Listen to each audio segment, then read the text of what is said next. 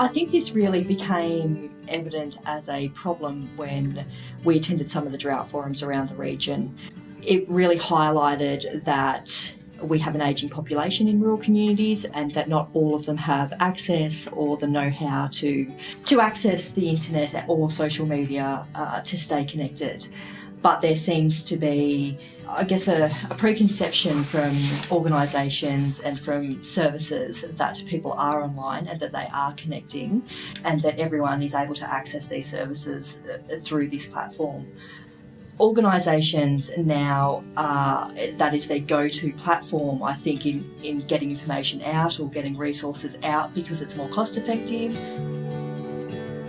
It's the education that needs to get across, and it's those people who are being missed. And for the drought, it's, that those people who need the help are the ones being missed. Probably the biggest issue is distance, because we tend to find that, if we're trying to get information, say health information into one of these communities, and we're going out and doing, we're going out and doing a health clinic, getting the word out, and it's usually, we still rely on word of mouth. We still rely on, yes, while social media is out there, we still are putting flyers up in the local hotel and in the local shops and, advertising through the local school, magazines and things like that. But word of mouth still plays a major role. I think social media has sort of allowed the collapse of the community network. We don't have that as strong as we used to. The oldies still do. We do it by flyers and radio and try and do it by face-to-face as much as possible. And, our local school newsletters, as we've said, and our local little bush telegraphs and Krugel Chronicles and all those... ABC radio as well as community radio.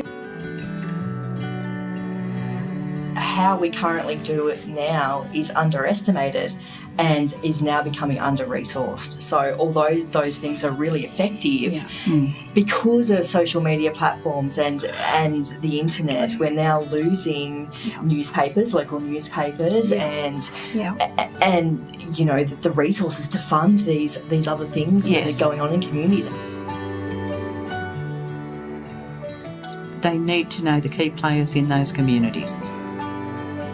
I think they need to know the current limitations already, and that's what we spoke about, geographical distance in these rural communities. So your neighbour might be actually 5 kilometres down the road. I think there needs to be an understanding of the demographic, that it's an ageing population in rural communities, but there is a younger generation to think about as well. So who are we aiming this at, and how are they going to get that information out to them? Current education levels, and like we spoke about, low socioeconomic communities, solutions need to look at whether they are financially, viable for the community, whether they're a sustainable option for the community. Can it be scaled up for different communities, or does it need to be specific to the community that they're looking at? Because I think, each community is unique and that needs to be taken into account. However, we do need a solution that really can be adapted in lots of different communities, because we have many rural communities in the New England Northwest, and we need to be mindful that this is a situation facing all of those communities. The ageing population and the level of education when we're talking about technology and the use of technology and accessing services through online platforms. Not just health literacy, but literacy levels in general, and being mindful of that, and the perception that people are connected at the moment, and that they have good internet connection, and that they know how to use social media, and that just because they have a Facebook account or a Twitter account, that they're connected, when they're not actually having face-to-face real social connection.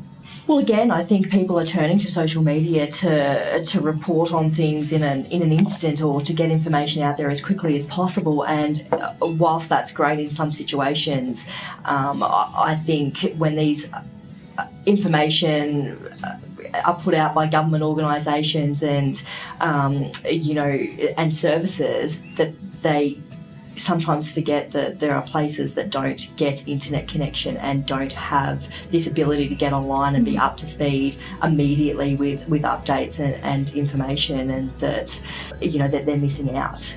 Sometimes, you know, they get those SMSs and things, you know, 5 hours later, and meanwhile, you know, the cat, the dog and the house is gone. Like, it's just, you know, again, ticking a box and saying, well, we've done it, we've put that information out, just isn't cutting the mustard. I think the best solution is that we come up with something that connects people in rural communities without social media. Find something that is replicable and sustainable across a number of communities. Something that is a whole of community approach, because that's what's needed in these communities to make sustainable change, and especially health-related movements.